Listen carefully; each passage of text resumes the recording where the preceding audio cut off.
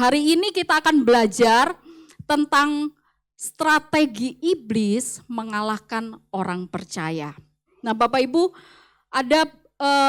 kita tahu bahwa iblis tidak pernah berhenti untuk mengalahkan kita, untuk membuat kita jatuh, untuk membuat kita lemah, ya. Bahkan iblis dikatakan selalu mencari waktu yang baik, mencari kesempatan yang baik untuk membuat kita lemah.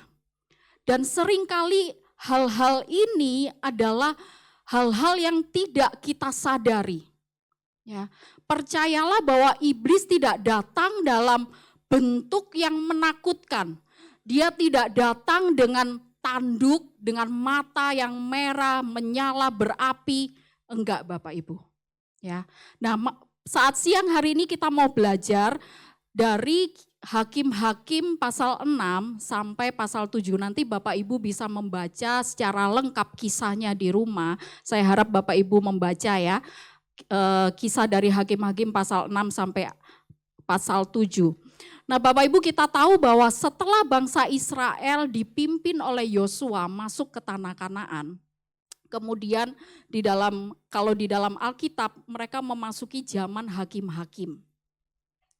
Nah, setelah Yosua dan para tua-tua itu kemudian mati dipanggil Tuhan, dikatakan bahwa bangsa Israel itu mereka mulai melupakan Tuhan dan mereka melakukan hal-hal yang jahat di mata Tuhan. Mereka mulai menyembah kepada patung, kepada dewa-dewa, di mana bangsa-bangsa yang ada di tanah Kanaan itu mereka menyembah gitu ya. Dan mereka mengikuti, bangsa Israel mengikuti menyembah dewa-dewa itu. Sampai akhirnya Tuhan mengizinkan bangsa Israel dikalahkan oleh bangsa-bangsa lain. Dan kemudian waktu setelah beberapa tahun mereka mengalami jajahan, mereka berseru kepada Tuhan, mereka ingat lagi kepada Tuhan, dan kemudian Tuhan mendatangkan penolong, yaitu seseorang yang kemudian akan menjadi hakim di antara mereka, di antara bangsa Israel, sampai kemudian hakim itu mati. Dan setelah hakim itu mati, kemudian bangsa Israel melupakan Tuhan lagi. Begitu seterusnya selama kitab Hakim-Hakim ya Bapak Ibu. Sampai akhirnya di Hakim-Hakim pasal 6, bangsa Israel kembali dikalahkan oleh bangsa Midian. Dan selama 7 tahun bangsa Midian itu berkuasa atas bangsa Israel. Dan bangsa Midian selalu mengambil hasil tanah dari bangsa Israel, sehingga bangsa Israel itu selalu kekurangan makanan dan mereka menjadi sangat melarat. Ya. Dan kemudian mereka mulai ingat lagi kepada Tuhan. Mereka mulai berseru lagi kepada Tuhan. Sampai akhirnya Tuhan menolong bangsa Israel melalui Gideon. Nah, Bapak Ibu, dari kisah ini kita akan belajar bagaimana strategi musuh, yaitu iblis, dalam mengalahkan atau membuat bangsa Israel, yaitu kita, kalah dalam kehidupan. Yang pertama kita membaca di dalam Hakim-Hakim 6 ayat 11 sampai 12. Mari saya ajak kita semua membaca bersama-sama dalam hitungan yang ketiga. 1, 2, 3.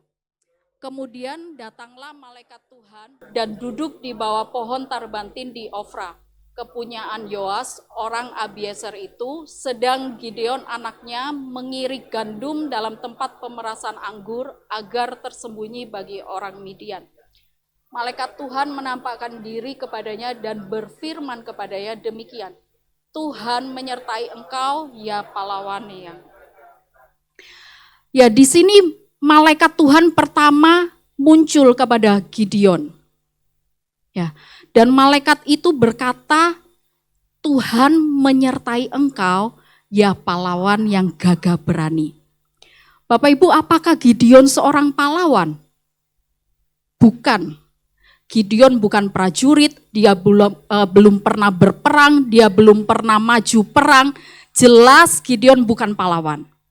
Apakah dia seorang yang gagah berani?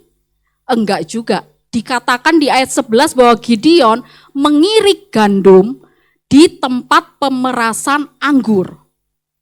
Dia mengirik gandum tapi di tempat pemerasan anggur. Kenapa? Supaya tersembunyi. Jelas bahwa Gideon bukan orang yang berani. Karena dia bersembunyi, Bapak Ibu. Tetapi kenapa malaikat Tuhan memanggil Gideon seorang pahlawan yang gagah berani?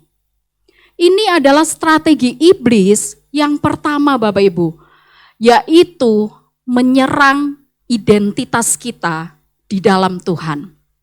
Kalau Bapak Ibu membaca di ayat berikutnya, ayat 14 sampai 16, di situ dikatakan bahwa malaikat itu kemudian berkata kepada Gideon, "Aku mengutus engkau Gideon untuk menyelamatkan bangsa Israel."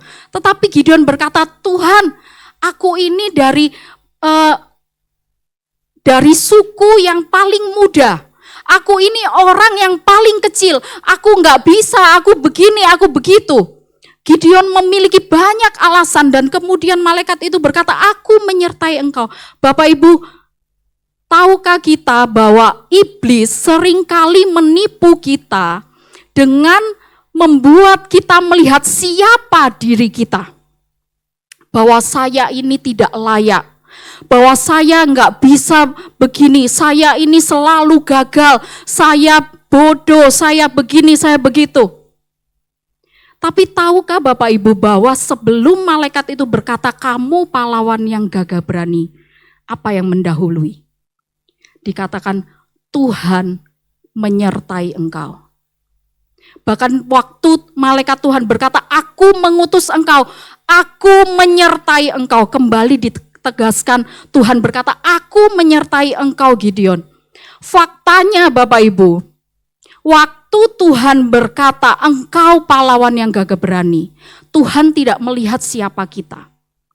Tapi Tuhan melihat pada dirinya yang menyertai kita. Kalau kita melihat kita secara pribadi Bapak Ibu, kita pasti akan gagal. Kita pasti tidak bisa. Tetapi ada Tuhan yang menyertai kita. Amin. Tahukah Bapak Ibu bahwa pada saat kita percaya kepada Tuhan Yesus, maka kita diangkat menjadi anaknya. Di dalam Yohanes 1 ayat 12, mari sama-sama kita membaca hitungan yang ketiga, 1, 2, 3.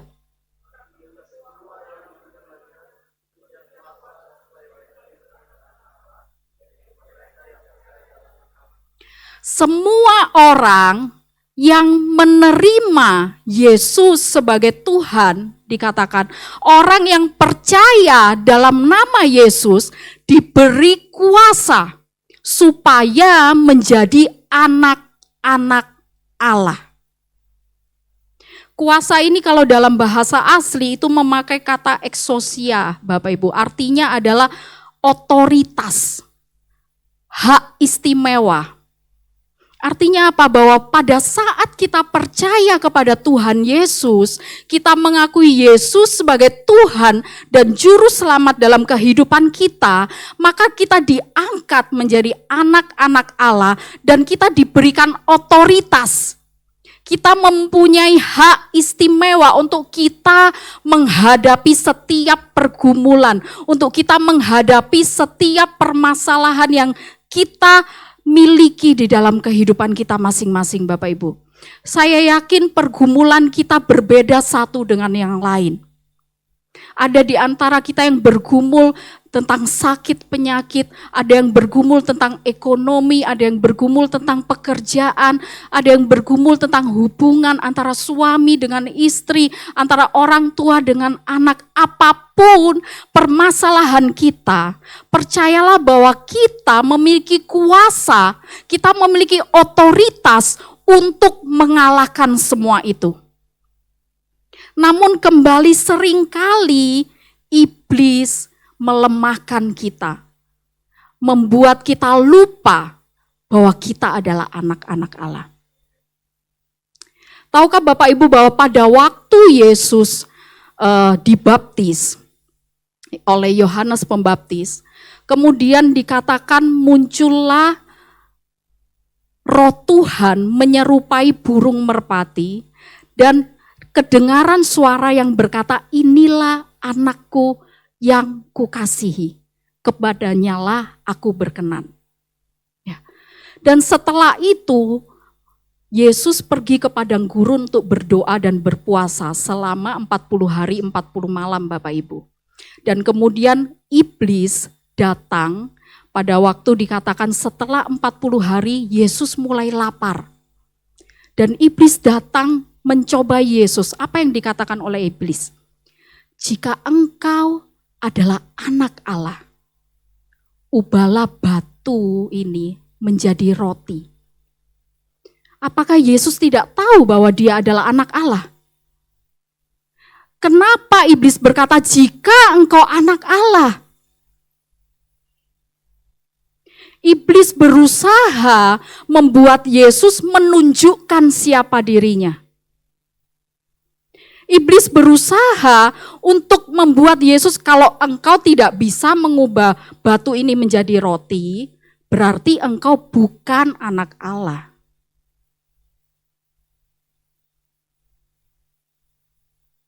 Apakah Yesus tidak bisa, Bapak Ibu? Bisa. Tetapi apakah Yesus menuruti apa perkataan dari iblis? Tidak. Kenapa? Karena Yesus tahu bahwa dia memang adalah anak Allah. Dia tidak perlu membuktikan dirinya. Dia tidak perlu menunjukkan bahwa saya adalah anak Allah karena dia memang adalah anak Allah. Tapi itu yang terus-menerus diserang oleh iblis. Bahkan berikutnya iblis kembali datang, jika engkau adalah anak Allah, jatuhkanlah dirimu dari atas bait suci ini, maka malaikat-malaikat pasti akan menolong engkau. Yang diserang selalu adalah identitas dari Yesus. Padahal jelas waktu Yesus dibaptis sudah ada suara, inilah anakku yang kukasihi. Tapi iblis selalu menyerang, jika engkau anak Allah. Jika engkau anak Allah.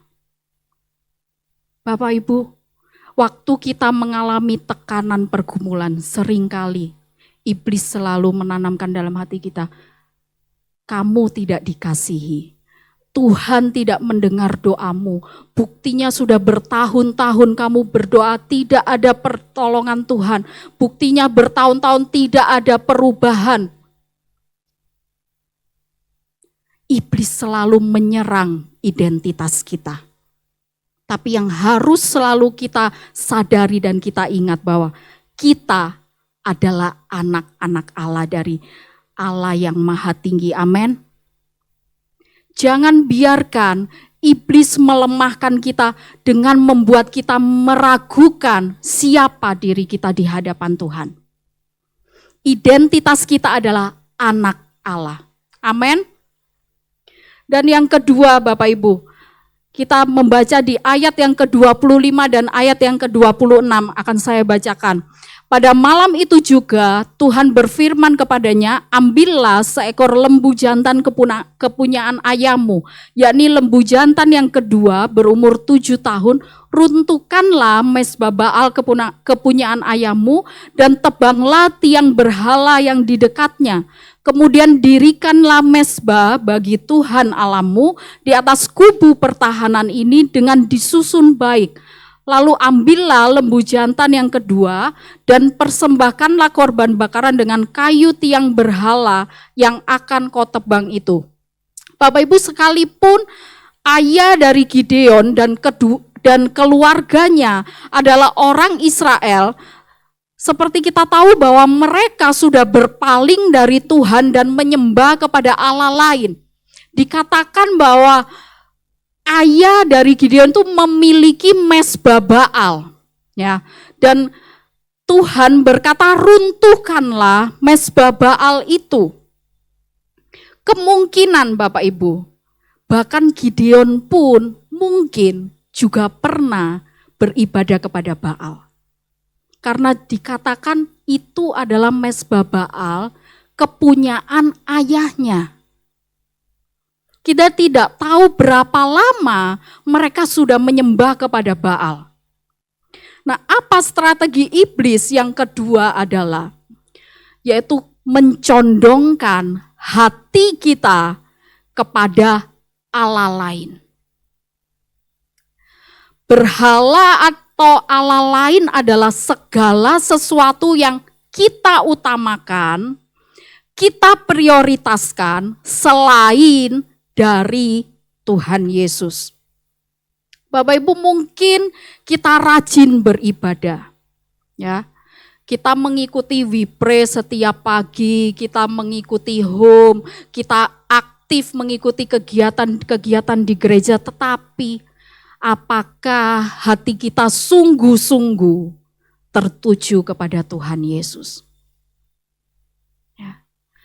Atau jangan-jangan sadar atau tidak sadar, ternyata kita sudah memprioritaskan yang lain selain Tuhan. Mari kita cek Bapak Ibu dalam kehidupan kita. Berapa lama waktu yang kita berikan untuk Tuhan? Janganlah ambil 1 hari, taruh 1 minggu. 7 kali 24 jam. Berapa jam yang kita berikan untuk Tuhan? Apakah hanya waktu kita datang ibadah hari Minggu saja, 2 jam cukup? Dari 7 kali 24 jam, hanya 2 jam. Apakah benar kita sudah memprioritaskan Tuhan? Faktanya Bapak Ibu, Allah lain yang seringkali menguasai hati kita adalah Mamon. Di dalam Matius pasal 6 ayat 24, mari kita baca bersama-sama hitungan yang ketiga, 1, 2, 3. Tak seorang pun dapat mengabdi kepada 2 tuan, karena jika demikian ia akan membenci atau ia akan setia kepada yang seorang dan tidak mengindahkan yang lain. Kamu tidak dapat mengabdi kepada Allah dan kepada Mamon. Bapak Ibu, ini adalah perkataan dari Tuhan Yesus sendiri. Ya, Yesus tidak pernah membandingkan dirinya dengan yang lain. Yesus tidak pernah membandingkan dirinya dengan iblis. Ya, karena iblis sudah dikalahkan. Tapi Yesus membandingkan dirinya dengan Mamon. Kenapa, Bapak Ibu? Karena ini yang sering kali menguasai hati kita. Mamon atau uang yang sering kali menguasai hidup kita. Apakah kita tidak boleh mencari uang? Boleh. Jelas kita hidup perlu uang. Ya. Kita makan perlu uang. Anak sekolah perlu uang. Beli kebutuhan ini itu pakai uang. Tetapi Bapak Ibu, kalau hidup kita, pengejaran kita, tujuan kita adalah uang, maka tanpa sadar, uang atau mamon sudah menjadi tuan dalam hidup kita. Di dalam Matius 6 ayat 21 dikatakan, di mana hartamu berada, di situ hatimu berada. Seringkali kita berkata, Yesus, aku mengasihi Engkau. Tuhan, aku mengasihi Engkau. Benarkah hati kita sungguh-sungguh mengasihi Tuhan? Waktu kita bilang kita mengasihi Tuhan, apakah kita sudah menjadikan Yesus sebagai harta kita?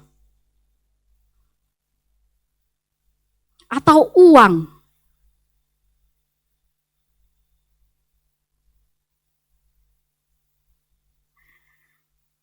Bapak Ibu, beberapa minggu yang lalu waktu Bapak Gembala berkhotbah, beliau sempat menanyakan hal ini ya.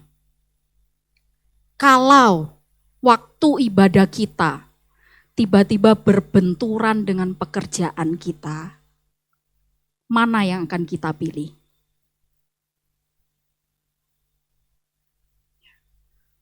Tuhan sudah memberikan kepada kita waktu untuk bekerja. Tapi kalau tiba-tiba waktu ibadah kita juga berbenturan, mana yang akan kita pilih? Bapak Ibu, siapa di antara Bapak Ibu yang kalau resolusi tahun baru, Tuhan, aku mau tahun ini semakin dekat dengan Tuhan. Tahun ini aku mau rutin baca Alkitab. Ada yang resolusinya seperti itu di tahun baru? Percayalah kalau kita hanya melakukan kegiatan kita sepanjang hari dan kemudian kita menyisakan waktu untuk membaca Alkitab, kita akan kecapean dengan kegiatan kita dan akhirnya tidak membaca Alkitab. Jangan memberikan waktu yang sisa untuk Tuhan, tapi sediakan waktu. Kalau kita mau untuk menyediakan waktu bagi Tuhan, maka Tuhan pasti akan datang dalam setiap saat-saat teduh kita. Tuhan akan berbicara kepada kita, Bapak Ibu. Bapak Ibu, mari kita lihat dalam hati dan kehidupan kita pagi hari ini. Apakah kita sudah masuk dalam perangkap iblis? Apakah hati kita sudah condong kepada Allah lain? Dan yang ketiga, apa strategi iblis untuk mengalahkan kita? Di dalam Hakim-Hakim 7 ayat yang ketiga, maka sekarang serukanlah kepada rakyat itu demikian. Siapa yang takut dan gentar, biarlah ia pulang, enya dari pegunungan Gilead. Lalu pulanglah 22.000 orang dari rakyat itu dan tinggallah 10.000 orang. Nah Bapak Ibu, di dalam Hakim-Hakim pasal 7 setelah Gideon akhirnya mau untuk memimpin bangsanya melawan bangsa Midian, berkumpullah seluruh tentara-tentara dari bangsa Israel dan kemudian terkumpullah 32.000 orang. Tapi kemudian Tuhan berkata, siapa yang takut dan gentar suruh pulang. Ternyata dari 32.000 orang yang takut ada 22.000 orang Bapak Ibu, lebih dari setengah. Mereka takut untuk berperang. Nah, apa yang ditanamkan oleh iblis adalah menanamkan ketakutan dalam hati kita. Ya. Percayalah bahwa saat ketakutan muncul, maka iman kita pasti lemah. Sekali lagi, saat ketakutan muncul, maka iman pasti lemah. Dan faktanya adalah di dalam Kristus tidak ada ketakutan. Amin. Di dalam 1 Yohanes 4 ayat 18, mari kita baca bersama-sama, 1, 2, 3. Di dalam kasih tidak ada ketakutan. Kasih yang sempurna melenyapkan ketakutan. Sebab ketakutan mengandung hukuman dan barang siapa takut, ia tidak sempurna di dalam kasih. Bapak Ibu, di ayat sebelum dari 1 Yohanes 4 ayat 18 ini dikatakan bahwa Allah adalah kasih. Ya, dan kemudian di dalam kasih tidak ada ketakutan. Itu artinya bahwa kasih adalah Allah. Allah adalah kasih.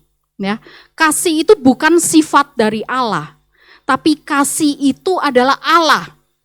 Ya, dan dikatakan bahwa di dalam kasih tidak ada ketakutan.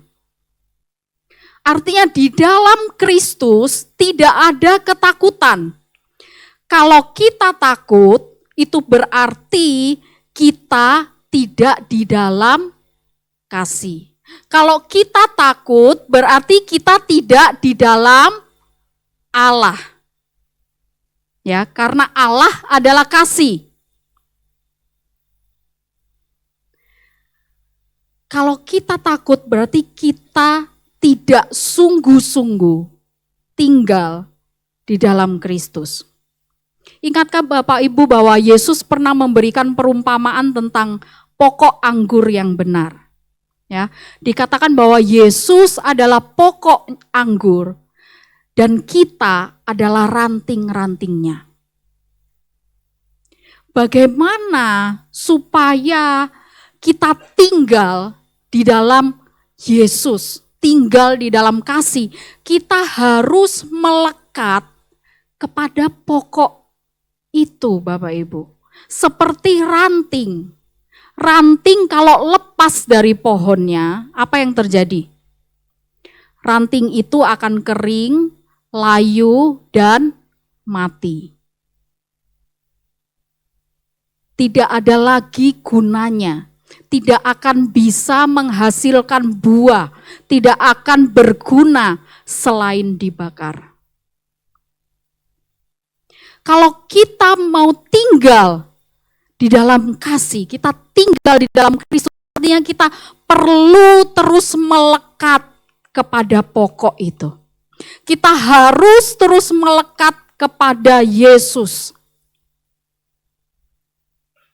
Kita terus terhubung dengan Kristus setiap waktu, Bapak Ibu.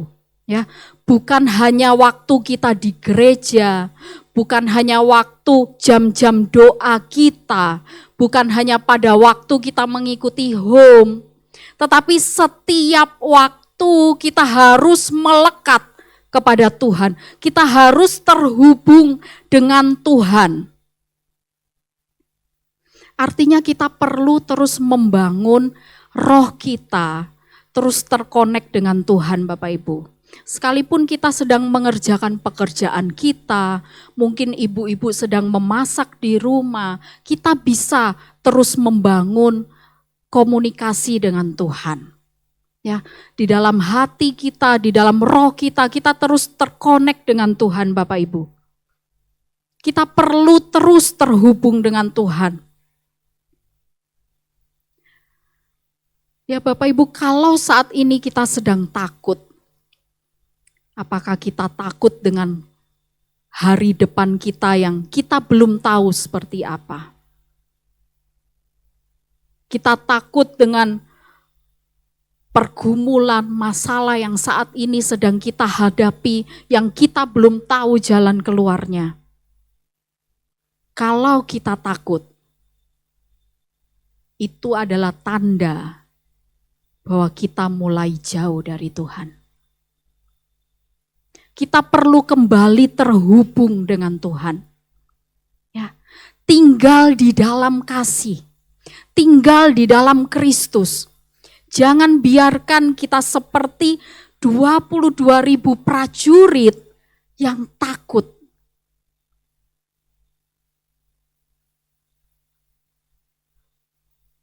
Satu statement yang terakhir Bapak Ibu, saya undang pemain musik.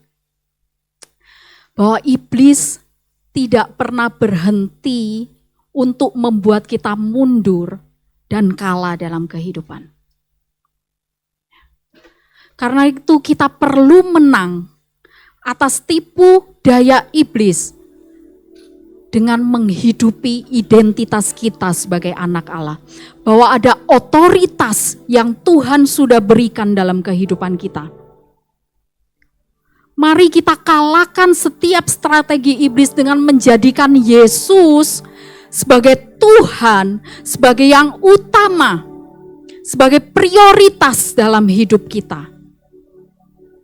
Dan biarlah kita terus tinggal di dalam Kristus. Kita terus terhubung di dalam Kristus. Maka percayalah, kemenangan akan menjadi bagian kita. Amin. Saya undang kita bangkit berdiri. Mari Bapak Ibu kita merenungkan di dalam kehidupan kita pribadi lepas pribadi. Apakah selama ini kita sudah jatuh dalam tipu daya iblis? Mari siang hari ini kita bangkit. Karena Tuhan sudah memberikan otoritas kepada kita sebagai anak-anak-Nya. Mari datang saat siang hari ini dan serukan Bapa, kami datang kepadamu Tuhan. Kami mau kembali menjadikan Engkau sebagai prioritas dalam hidup kami Tuhan. Bukan yang lain ya Tuhan. Terima kasih Bapa.